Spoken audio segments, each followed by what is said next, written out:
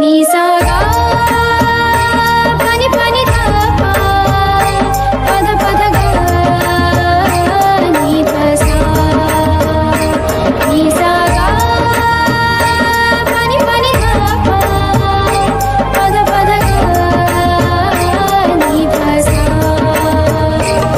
ही गाथा अस्तित्वाची शौर्याची पराक्रमाची ही गाथा अस्तित्वाची शौर्याची पराक्रमाची या मातीमधल्या कणाकणातील मौल्यवान रत्नांची या मातीमधल्या कणाकणातील मौल्यवान रत्नांची कर्तृत्व इथे गगनाला भिडे परिमोल जाणून घेऊ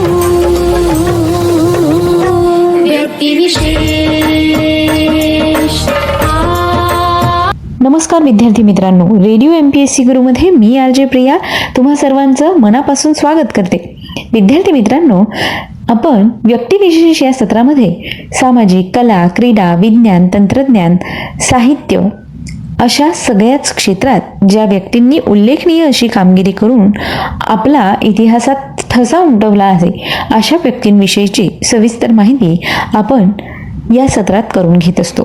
त्यांच्या जन्मदिवसाच्या निमित्ताने किंवा मग त्यांच्या स्मृती दिनाच्या निमित्ताने त्यांचा जीवन प्रवास काय आहे हे जाणून घेण्याचा प्रयत्न करत असतो.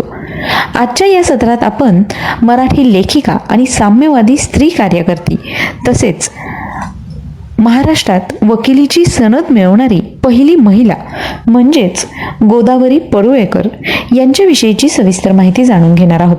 गोदावरी शामराव परुळेकर हे त्यांचं संपूर्ण नाव. त्या भारतीय स्वातंत्र्य सैनिक, मार्क्सवादी कम्युनिस्ट पक्षाच्या नेत्या व मराठी लेखिका होत्या. गोदावरी परुळेकर यांचा जन्म 14 ऑगस्ट 1908 साली झाला. त्यांचे वडील ख्यातनाम वकील होते. प्रसिद्ध वकील असलेल्या वडिलांनी आपल्या या लेकीला वैचारिक स्वातंत्र्य दिले तसेच कृती करण्यासाठी पाठबळही पुरवले. त्यांच्या घरात आधुनिक वातावरण होते.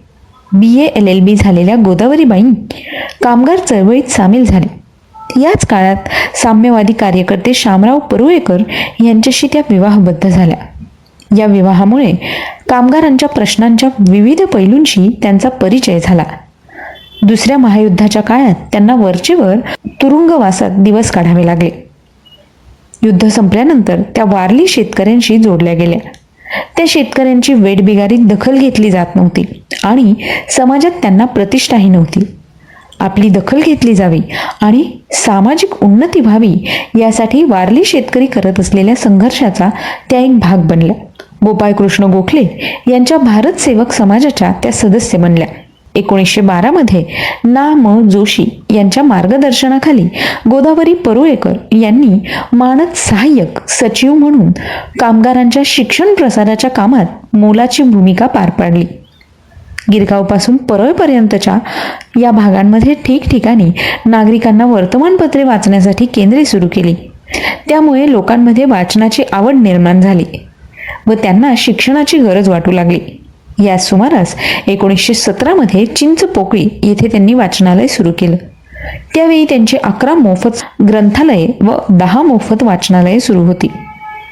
1945च्या सुमारास महाराष्ट्र प्रांतिक सभेच्या कामानिमित्त परुळेकर दाम्पत्य ठाणे जिल्ह्यातील आदिवासी वस्तीच्या डहाणू तलासरी या गावात फिरत असताना तेथील आदिवासींचे गुलामगिरीचे भीषण जीवन पाहून तिथेच काम करण्याचं त्यांनी ठरवलं. त्यांच्याबरोबर काम करताना त्यांच्या शोषणाविरुद्ध, सावकार जमीनदारांविरुद्ध संघर्ष उभारताना आलेले अनुभव या लढ्याची कहाणी जेव्हा माणूस जागा होतो या पुस्तकात गोदावरीबाईंनी चित्रबद्ध केली. जेव्हा माणूस जागा होतो या समाजशास्त्रीय ग्रंथातून त्यांनी जमीनदारांकडे पिढ्यानपिढ्या वेठबिगारीने काम करणाऱ्या आदिवासी स्त्री पुरुषांचे केलेले भयानक चित्रण अंगावर शहारे आणणारे आहे. आदिवासी समाजाला आपल्या हक्काची जाणीव करून दिल्यावर हा माणूस कसा जागा झाला यावर हा ग्रंथ बेतलेला आहे.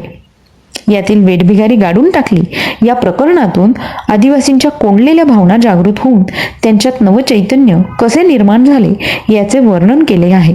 याखेरीज त्यांनी ऑर्थर रोड, ठाणे, दिल्ली येथील तुरुंगात भेटलेल्या गुन्हेगारांवर बंदिवासाची 8 वर्ष हे पुस्तक लिहिलं.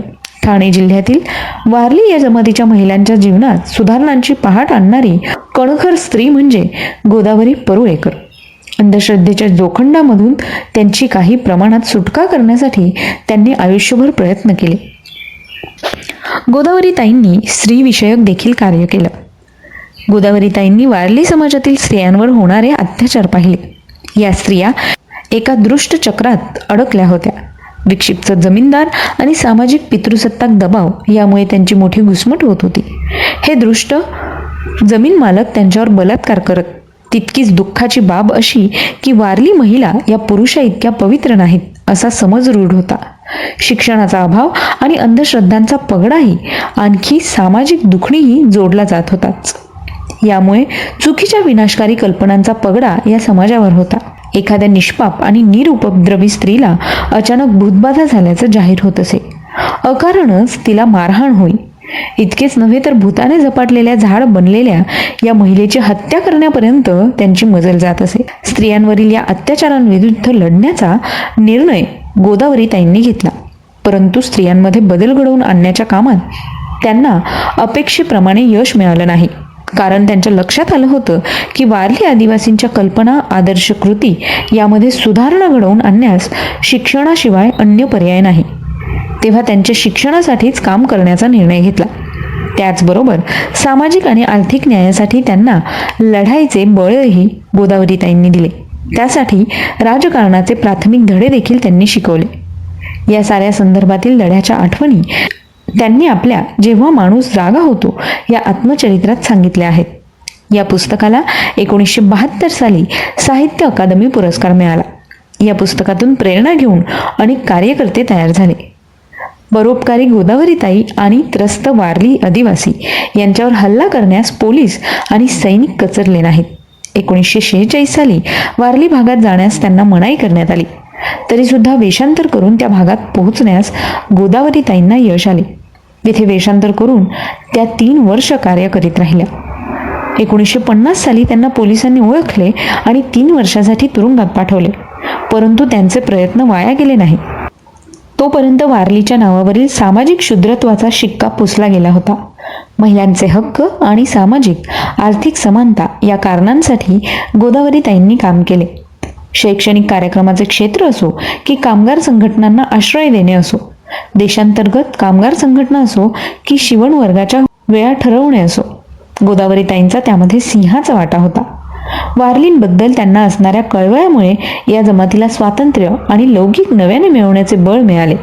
विद्यार्थी मित्रांनो, त्यांना 1972 सालचा साहित्य अकादमी पुरस्कार देऊन गौरवण्यात आलं होतं.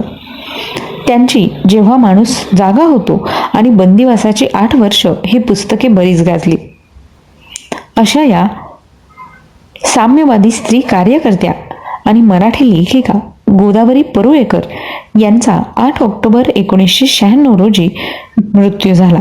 मित्रांनो, आज गोदावरी परुळेकर यांचा जन्मदिन. त्याच निमित्ताने आपण त्यांच्याविषयीची सविस्तर माहिती आजच्या या व्यक्तिविशेष सत्रात जाणून घेतली.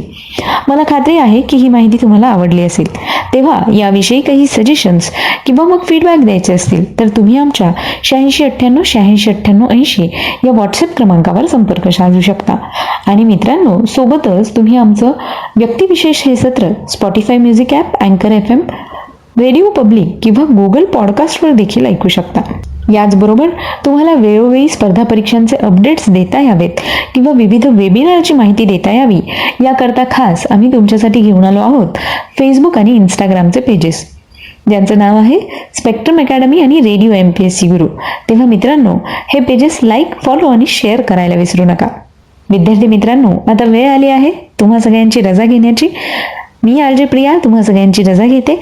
पुन्हा भेटूया उद्याच्या व्यक्तिविशेष या सत्रात. तोपर्यंत आणि ऐकत रहा आमचा चालता फिरता इंटरनेट रेडिओ म्हणजेच radio MPSC Guru. Stay tune to radio MPSC Guru, spreading the knowledge, powered by Spectrum academy.